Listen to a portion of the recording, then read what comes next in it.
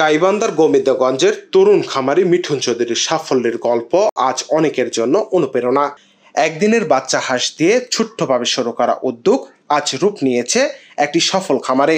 শুরুতে পথ ছিল কষ্টের, ছিল অনিশ্চয়তা, কিন্তু মিঠুন থেমে না থেকে নিয়মিত যত্ন, বিজ্ঞানভিত্তিক পরিচর্যা এবং কঠোর পরিশ্রম চালিয়ে গেছেন দিনরাত। বর্তমানে তার খামারে রয়েছে প্রায় ৩,২০০ হাঁস। এর মধ্যে নতুন হাঁস ১,৭০০ এবং পুরান হাঁস ১,৫০০টি। নতুন হাঁসগুলো ইতিমধ্যেই ডিম দেওয়া শুরু করেছে। প্রতিদিন তার খামার থেকে পাওয়া যাচ্ছে ৪০০ থেকে ৫০০টি টাটকা হাঁসের ডিম।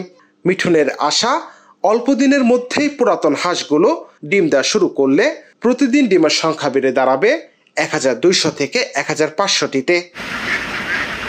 মিঠুন চৌধুরীর এই সফলতা শুধু তার নিজের জীবনের পরিবর্তন আনেনি, বরং এলাকার বেকার যুবকদের জন্যই হয়ে উঠেছে অনুপ্রেরণার আলোকবর্তিকা। তিনি দেখিয়ে দিয়েছেন পরিশ্রম, অধ্যবসায় আর সঠিক পরিকল্পনা থাকলে গ্রামে বসে গড়া যায় সাফল্যের গল্প।